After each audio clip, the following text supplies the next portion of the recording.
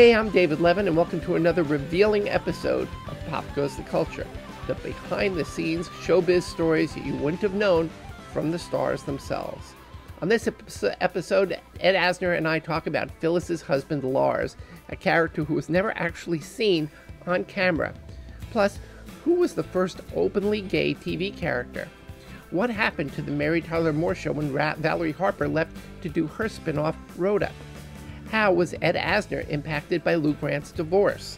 And Asner opens up to reveal one of the key similarities between him and Lou Grant.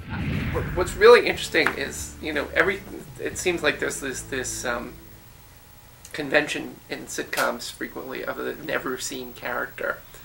And on Mary Tyler Moore Show, it was Phyllis's husband, Lars, and she pulled that off. Do you want to sort of talk about that? Because she just brought him to life without ever casting him. Well, I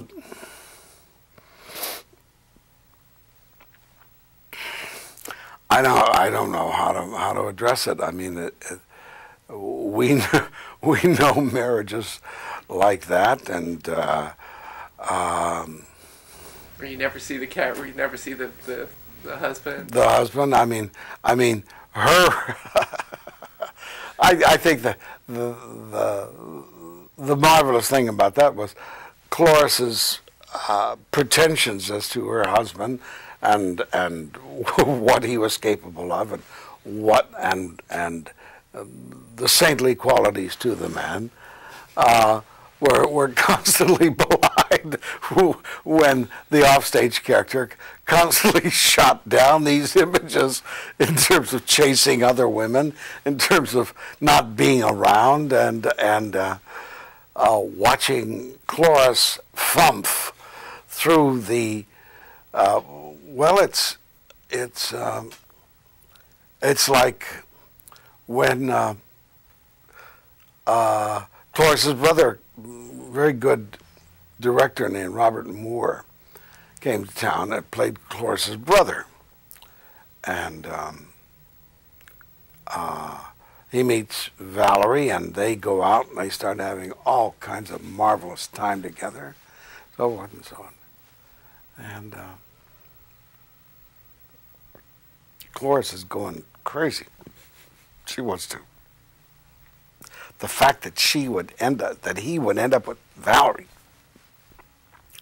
she can't stand the thought. I mean, what a disgrace to her and to the family. So finally, I guess Cloris confronts her. You remember this. Maybe you remember. Cloris was horribly disturbed that her brother was seeing Valerie so much and liking her so much. Finally, she confronts Valerie on the subject. And they finally come to the point. Cloris is terribly worried that he's going to marry her. And finally, Valerie says, Cloris, Phyllis, don't be ridiculous. He's gay. What? He's gay. And that was, I think, the first time a character had ever, on TV, allowed himself to be referred to as gay. I don't know when Boys in the Band. That was probably subsequent to that, a little later. But this was fairly innovative. And Bob Moore, who was gay, was asked, and he was fine. So it was a good innovation, and the fact that when Cloris finally realized that he's gay and won't be, oh, thank God, or words to that effect. What was it like when they have this successful show? What was it like when Valerie left the show? Was that tough? Well, to be honest with you, we weren't sad at all because, of course, she was getting her own show, so didn't have to cry about her. But the three guys had always been, well, Gavin not so much. Gavin is go along, get along. But Ted and I were always grousing.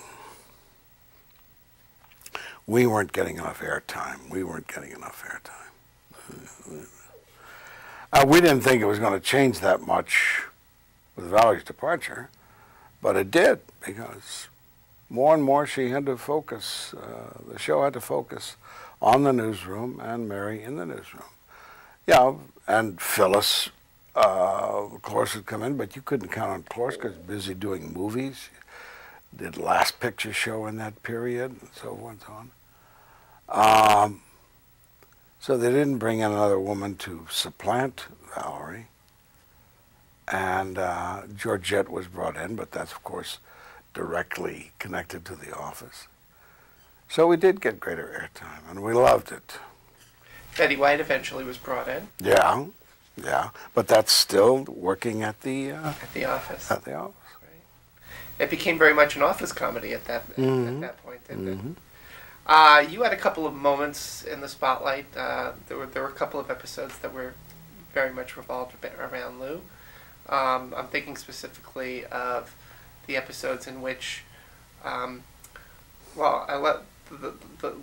Lou and his wife started to split up, and of course when Lou and Mary got together. You want to talk about those? Well, I felt so sorry for Patricia I'm sorry, I don't know if it's Patricia or Priscilla Morell, who played my wife, a wonderful actress. But I think she did a total of 4 shows, maybe. And of course, I don't think she was told when she came in that we're bringing you in so he can be married and divorce you, or you can divorce him. So that always hurts. But Edie was the character's name, and she was wonderful to work with. And I think they got some interesting ideas, which they hadn't planned on because they wanted a divorce to happen. But and being forced to write about why she wanted to be out there, I think it was a very interesting take, that this woman who had been steeped in husband and kids all this time, and she wanted to find herself. There are women like that all over the place. And she paid her dues as a wife and a mother. And I think the bottom line, what you have to say there is that I gave good lip service to the idea of Edie and wife and marriage. But anybody who would know me, it's like me as an actor. Nothing matters. The first priority is acting. And to Lou, the first priority was the job. And I'm sure a woman would like to say the job comes after me. That's it for now. Next time, Mary Richards and Lou Grant go on a date. Plus, Asner talks about great MTM guest stars: Walter Cronkite, Johnny Carson, John Ritter, Henry Winkler. It's all here. See you then. Till then, who was your favorite guest star who ever appeared on the Mary Tyler Moore Show? Till then, I'm David Levin. Thanks for watching, and don't forget to subscribe. Don't miss Ask Them Yourself, a live show where you can be part of the conversation at least once a week, 9 p.m. Eastern, 6 Pacific.